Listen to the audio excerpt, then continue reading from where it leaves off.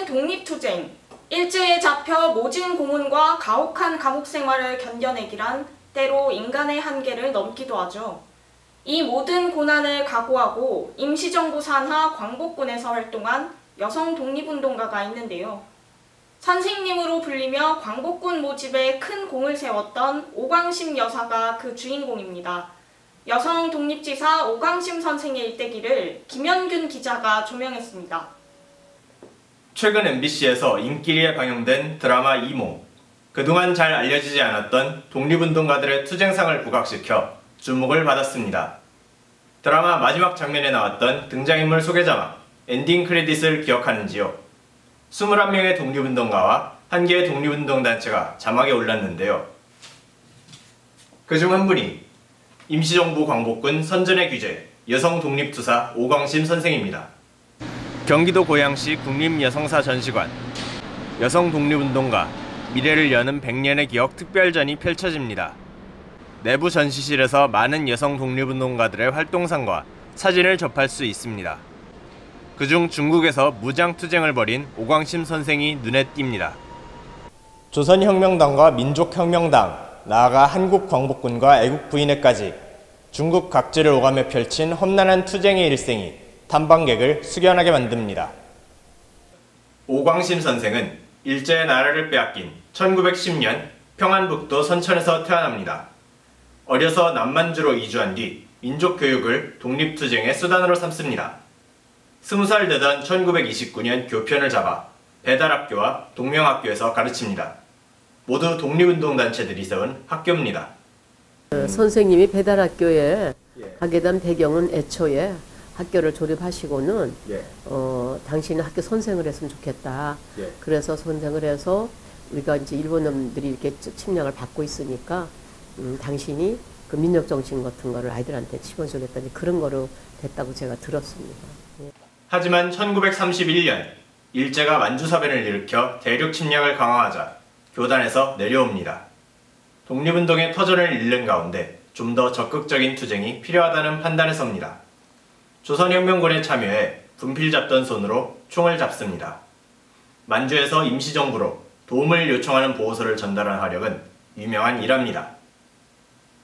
국내에 오셔서도 성경책을 마태복음서부터 이렇게 쭉 가면 마태복음 하나를 다 외워요.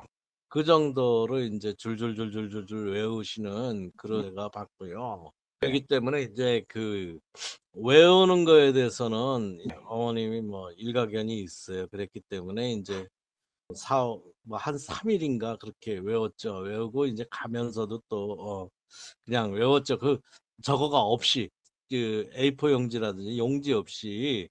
한국광복군으로 소속을 옮긴 오광심 선생은 선전활동에 나섭니다. 광복군 기간제 광복을 통해 무엇보다 여성의 적극적인 독립운동 참여를 권유합니다.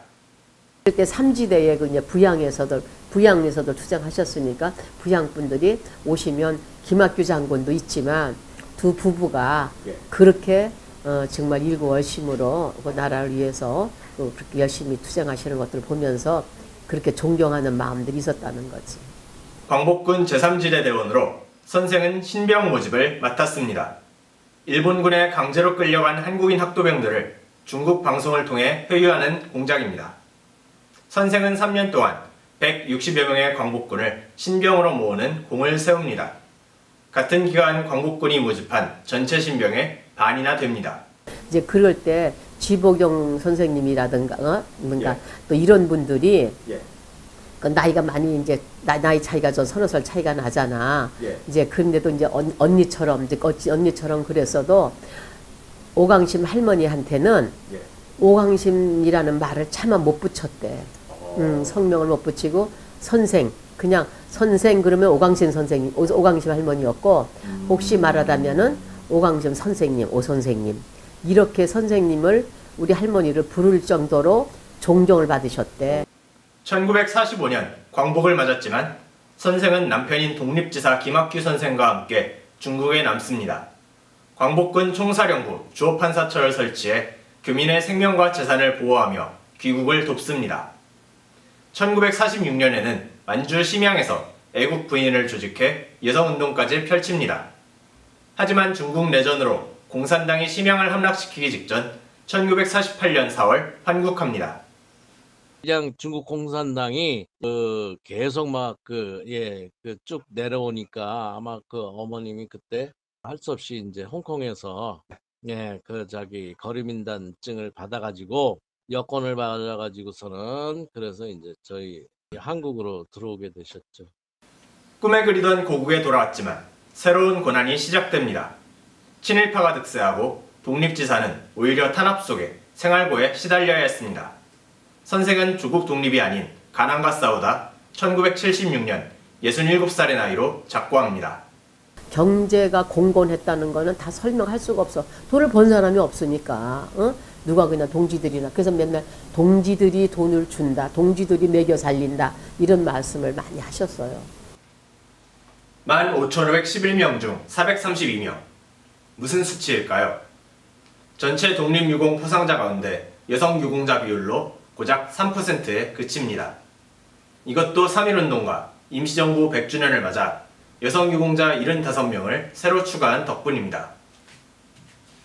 국가의 독립과 민족의 해방을 위해 헌신하고도 제대로 인정받지 못하는 여성 독립지사들. 오광심 선생도 작고한 지 3년이 지나서야 건국훈장을 뒤늦게 받았습니다. 실제 여성 독립운동가들이 어떻게 했느냐.